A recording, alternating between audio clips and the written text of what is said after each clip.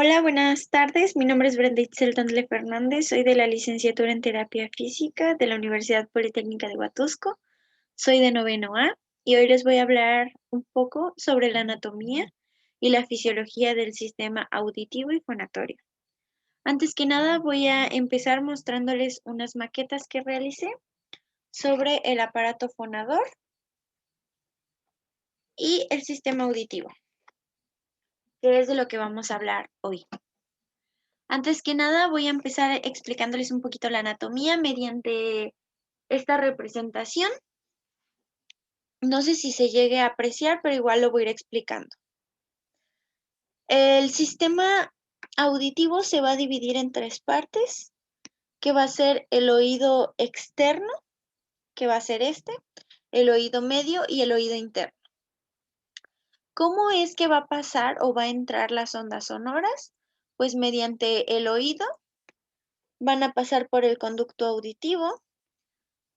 Pero antes de llegar a explicar esta parte, solo les voy a explicar la anatomía o qué es lo que consta nuestro sistema auditivo. Como ya les comenté, vamos a constar de un oído externo, un oído medio y un oído interno.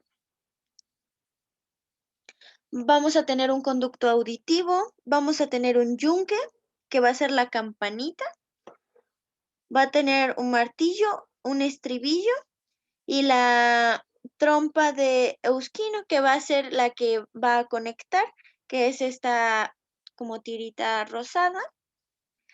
Vamos a tener la cóclea, que es mejor conocida como el caracol por la forma que tiene. Mide aproximadamente 30 milímetros, de hecho es muy pequeña. Aquí también igual vamos a contar con el nervio vestibular, los canales semicirculares, el nervio facial y la membrana timpánica.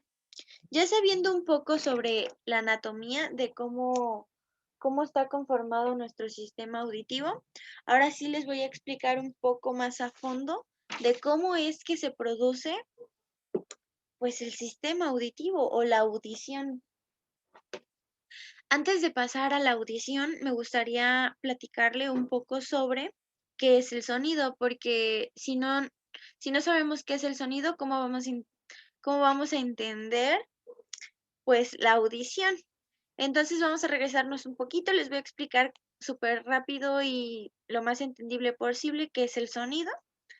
El sonido son ondas sonoras que se van a propagar por diferentes medios. Tenemos varios tipos de medios, acuosos, etcétera. Se propagan en una gran velocidad que se va a medir en frecuencias o en hertz. Aquí nos maneja que el oído humano solo percibe de 20 Hz a 20.000 Hz. Es como el oído humano lo va a perceptar. Entonces, ¿qué quiere decir esto? Que si nosotros tenemos unas ondas de 10 Hz, el oído humano no lo va a detectar o no lo va a oír, pero no quiere decir que no se escuche, sino que el oído humano no está capacitado o no tiene la posibilidad de oír a menor de 20 Hz. Lo mismo al contrario, si sobrepasamos los 20.000 Hz, generaríamos un daño interno en nuestro oído. Ya entendimos un poco qué es el sonido, van a ser ondas sonoras que se van a emitir. Ya les platiqué un poquito sobre que de 20 a 20.000 Hz va a ser como nuestro oído lo va a percibir. Entonces, ahora sí le voy a hablar un poquito de cómo es que empiezan. El oído es una parte muy, muy, muy importante, ya que va a detectar el sonido, lo va a mandar y el cerebro se va a encargar de transmitirlo y interpretar qué sonido o qué tipo de sonido es. Entonces, vamos a comenzar hablando un poco de la anatomía y la fisiología del oído externo. El oído externo se va a componer de una oreja y de un meato acústico, que es cartilaginoso. Pues gracias a esta forma que tiene la oreja, va a canalizar las ondas y las va a pasar por el conducto auditivo. Este es nuestro oído externo. Nuestro oído medio va a ser nuestra caja timpánica, que es una de las partes más importantes, que va a tener una trompa que va a conectar con la faringe, que es esta, mejor conocida como la trompa de Eustaquio, como hace rato se las comenté. Ay. Como les comentaba, esta caja nos va a mantener o nos va a permitir que las presiones internas y las presiones externas estén en un equilibrio. ¿Qué quiere decir esto? Tenemos aquí la laringe y las presiones internas y las presiones externas. Esto va a ser la encargada, la cajita encargada de mantener un equilibrio. Es una parte muy importante, ya que si no tuviéramos ese equilibrio, los sonidos serían mal interpretados y aparte tendríamos un daño.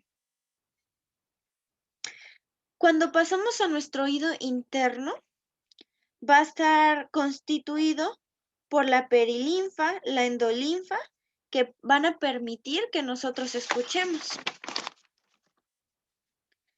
Las ondas van a ingresar, van a golpear la membrana timpánica, van a pasar por los huesillos se van a mover y se van a transmitir. Van a pasar del martillo al yunque, del yunque al estribo y del estribo a la base. Van a golpear la ventana oval y van a hacer que los líquidos cocleares se muevan. Es así tal cual como se va a producir la audición.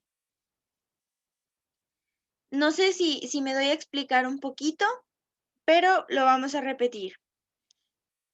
Van a ingresar las ondas, van a golpear la membrana timpánica, se van a mover los huesillos, se van a transmitir al martillo, del martillo van a pasar al yunque, del yunque van a pasar al estribo y del estribo van a pasar a la base. Esta base va a golpear la ventana oval y va a permitir que los líquidos cocleares se muevan. Al moverse, así se va a producir la audición. Una parte muy importante que yo escuché o leí hace unos momentos fue de que en esta parte de la audición nosotros tenemos muy importante lo que es la impedancia. Nosotros si escuchamos sobre la impedancia decimos que nos suena como a impedir. Y sí, realmente nuestro oído tiene la capacidad o la tendencia a oponerse a aire muy fuerte o que no es muy fuerte. ¿Qué quiere decir esto? Que nuestro oído también es capaz de detectar los tipos de ondas y los tipos de aire que puede perceptir.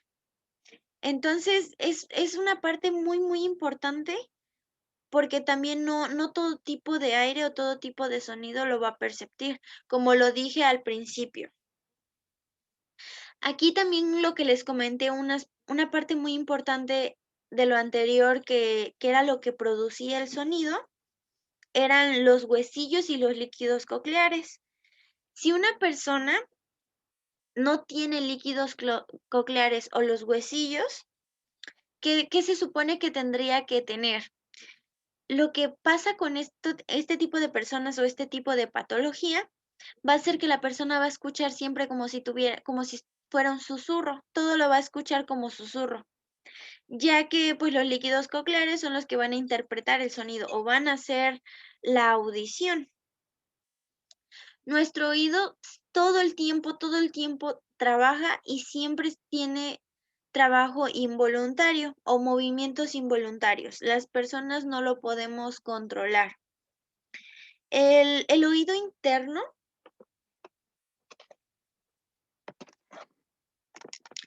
consta de una cóclea. Nuestro oído interno va a tener líquidos en su interior. La cóclea, lo que les comenté, o mejor conocida como caracol por la forma que tiene, va a medir 35 milímetros. Es muy pequeñita y va a girar alrededor de un eje central. Se va a dividir en tres partes, una rampa vestibular y una coclear. que va a estar delimitadas por, van a estar delimitadas por una estría vascular. Esta estría vascular va a provocar la producción de endorfina. Ya estamos hablando un poco sobre cómo se va a generar esto.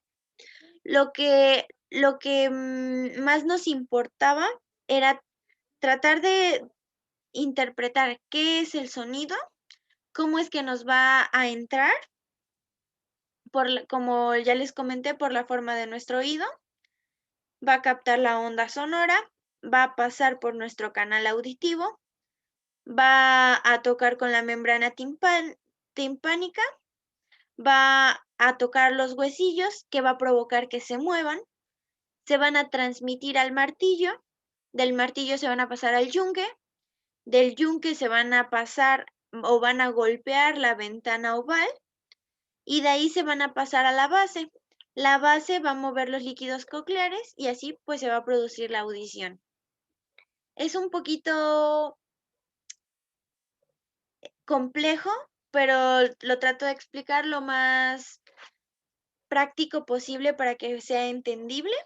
Ahora les voy a explicar un poquito sobre el aparato fonador, como vemos aquí la imagen. Antes que nada, igual les voy a explicar las partes con las que consta, que va a ser una cavidad nasal, una faringe, una laringe, una tráquea, bronquio, los bronquiolos, los pulmones y el diafragma. El aparato fonador va a generar y ampliar el sonido del habla. Se divide en tres partes más importantes. La primera, que va a ser la cavidad glótica, que va a ser la encargada de la respiración. ¿Qué consta aquí? Pues los pulmones, la tráquea, los bronquios y el diafragma. Esta primer cavidad inflaglótica va a ser la encargada de la respiración. Nuestra segunda parte es la glótica, que va a ser encargada de la fonación, que aquí se encuentra la laringe, la glotis y las cuerdas vocales. ¿De qué está encargada la laringe? Pues va a ser encargada de la obstrucción del aire. Así se genera el sonido glotal.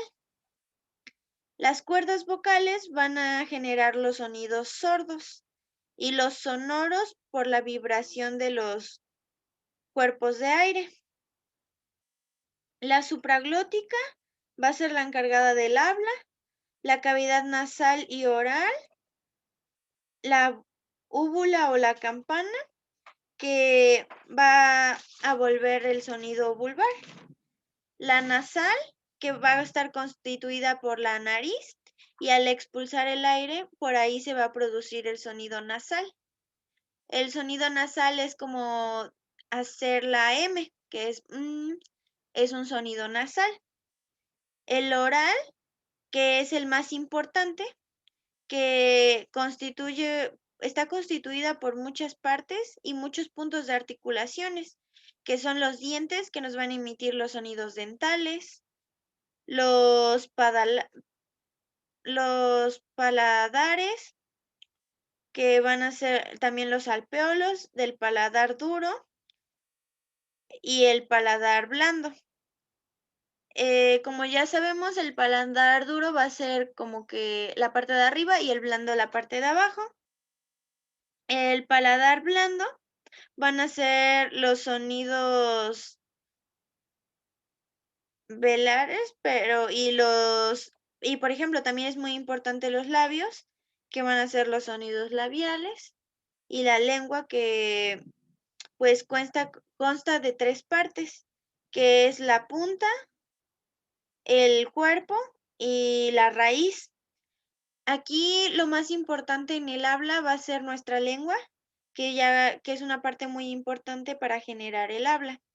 Como ya les expliqué anteriormente, cada parte de este sistema va a ser encargado de generar un tipo de sonido. Así ya sean sonidos labiales, vocales, nasales, que van a generar el sonido. Aquí lo más importante es cómo combinar los sonidos, que va a ser la encargada, pues la lengua. Estas son los dos sistemas anatómicos que vamos a exponer hoy.